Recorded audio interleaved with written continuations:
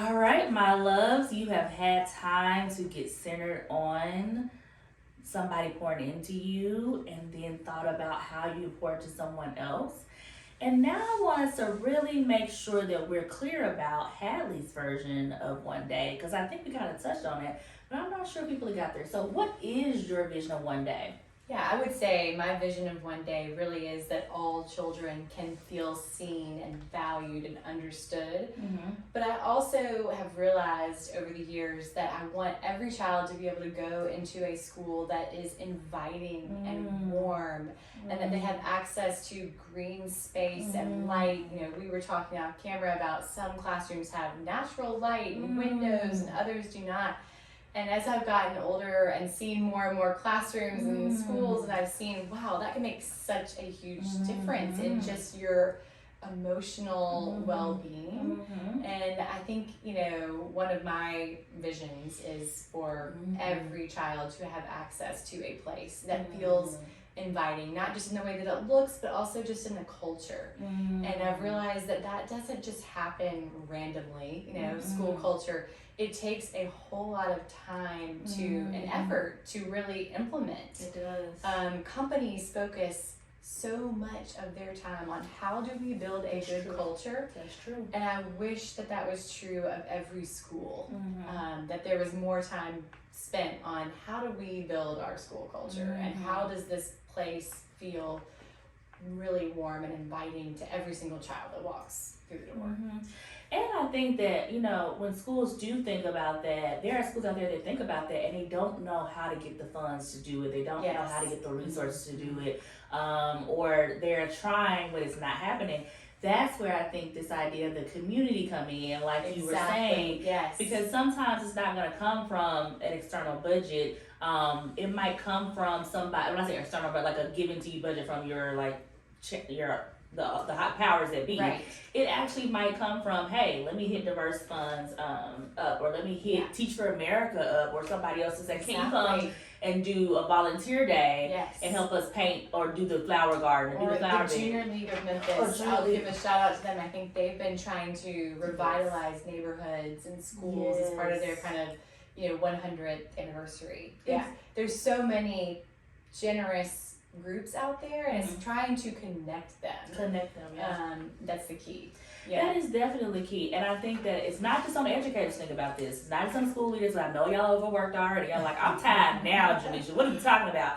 But that's also a call in for us as community members to think about how can we then push in, like Junior League and different people are doing, which is like, how can I step in? So both people have to meet each other in the middle to get the work done. I think that's so important. And imagine kids seeing that and seeing the ecosystem of the world working in front of them, and they're seeing not just the person that they see as their teacher, but they're seeing somebody else come in who shows love and shows support and cares about them. The broader community there. And it's people that look like them and don't look like them, people that, that could just be amazing. I think that would be a beautiful. You said it takes a village. It takes a village. And we all got to work together. We all have to work together. Get to this goal. We have to. I love it. And so that's one thought. And so another thought that we always talk about is paying it forward. So let's go back in time. If you could go back in time, Hadley, and you could go back to the core, what would you tell yourself when you were a core member? What would be some advice you would tell yourself as a core member? I would probably tell myself to, you know, relax and take a deep breath and to appreciate some of those, you know, smaller, funnier moments. I think there were definitely times when I was worried so much about, am I, you know, reaching my goals? Am I getting my kids to where they need to be? That sometimes, you know, I didn't as much appreciate the fun moments with the kids, you know, where you're laughing and you're just having a great time. And I look back at I just randomly had found an old digital camera and it had some pictures of the kids, and I just almost started crying. I was like, I just miss those like silly, funny times. And so I think appreciating those, because sometimes it's hard because you're so, you know, a lot of us, especially that I think apply for Teach for America, are so driven, you know. So I, you know, would just encourage myself to try and have a little fun too, you know, to not forget, you know, to, you know, just be in the moment and embrace those crazy, silly times, some, you know, more than I probably did. Oh my God, my therapist would love you because that's what she tells me. Be in the moment. I'm like, no, what's happening in the future?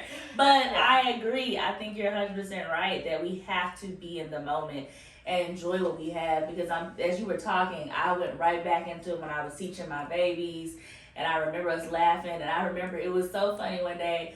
I guess sometimes I can be repetitive, as y'all might can see on the screen when y'all watch these. But I was telling the kids, I was like, tomorrow we're gonna do this, and tomorrow we're gonna do this. And one of my babies broke out and said, tomorrow, tomorrow. And the whole class just started laughing and singing tomorrow. And I just laughed. I just laughed because I just was like, you know what? There's Thank so you many for special, like lighthearted moments. And I was like, yes, and let's just enjoy that. And so I do think, and the fact that it's years later, almost a decade later, I'm talking about that. It's just like a highlight of like, that was fun so to just have special moments. Yes. Yeah. So and to be honest, think about that for your children. They're probably thinking about those things too. They remember those funny ones. They're gonna remember instructionally some stuff. Yes. But more importantly, people might not remember what you said, but they remember how you make them feel. That's and so true. That's what we want to make sure we lean into. Exactly. So we got core members. What would you say to alumni? What's your call in for alumni in terms of, as a fellow alum, especially as a 2009? Those who don't know, Memphis core started in 2006, so you're right there at the beginning. So OG status, okay? So what would you say? What would be your call in for some of our alums? I would just say to continue with the spirit of generosity and love for this community. I know it's easy to get burned out, especially if you're continuing to teach and you're in the classroom. But for those of us, you know, like me, that have gotten out of the classroom, to lean back in, whether it's, you know, going directly into the classroom and helping the babies, so to speak, or if it's, you know, doing something like I am, just taking a core member to lunch or dinner, or doing something kind for one of them, showing them our appreciation, or, you know, just connecting with other alums, other, you know, community members, and talking about ways that we can improve, you know, this community, because I think Memphis especially needs it, and they need us in this moment. You know, I think that we have a lot of really strong leaders in Memphis that have come out of Teach for America. And I think, you know, I'm sure we will see more and more people stepping up and trying to, and I know they're doing it. So I would just encourage those that maybe feel like I'm not doing anything really to help. Well, even if it's small stuff, just making someone feel valued, especially those teachers that are working really hard in our classrooms, making them feel seen and valued is really important. So it doesn't have to be financial, and it doesn't have to be some huge, you know, movement that you create. It can be something very small, but even small things often. That resonates with me because I'm a mom of 2 young kids and I'm working full time. But if I can do small things regularly to help people, it can have an impact. 100%, and I think that that's so important. Everybody can do a little. Yes. And that all little can align to and lead to a lot. Exactly. So before we close out, we always like to shout out our Heritage Month, and it's March now. So if you don't know, March is Women's History Month. So what are the things that you want us to focus on for Women's History Month this month? I'll give a shout out to the Junior League of Memphis. They're hosting their HER Summit, or developing HER Summit. I think it's on March 21st. They bring together probably 400 or 500 women from the Mid-South all day for seminars, and they have speakers and then small groups and lunch. And it's just a really great program. So I would encourage, alums, teachers that are here that can to go. It's obviously during the school day, so that's a little bit hard. Yeah. But I went last year, and they had a former Miss USA as a speaker. Deshauna, I'm blanking on her last name, but she was a great speaker. Yes. She was a motivational speaker. Yes. Met a lot of women that I had not met before, and it was very empowering. Yes. There are a number of things, that are like that in the community. That's just one Yes. that I know of that's about to come up. Also, New Memphis Institute does a great job of trying to help connect people in the city, especially women, and giving people a mentor. If you need a mentor, they're really good at that. And I know there's tons of other groups. Of course, those are kind of the two that I am most just involved with over the years. But I think personally, for me, one thing that I am trying to do is really provide more support and guidance for other younger women who are trying to make their way, especially in my business that can be more male dominated. Yeah, being more cognizant of just what am I doing to help other women like myself get to where I am? Yep. Because I've been blessed with some mentors like Ashley Rimmers, who's on the board of Teach for America, other female, women in business that have kind of taken me under their wing and given me guidance. And so I would encourage alumni to, do that as well, to take somebody under your wing or think about, is there one person in particular, another woman that you can help? And even for the males, thinking about, what can I do to help this person progress, in their career or whatever it is they want to do. Because it doesn't just happen. It doesn't. And a lot of us may not be, thinking about asking for help. Yeah. But if you just ask somebody, hey, would you like to go to lunch? Let me hear about what you're doing. Yep. I think for me, one of the things that's just been really important is building relationships, and that's what all of this is about. That's it. And it's relationships with our students, relationships with other alums, relationships with community members.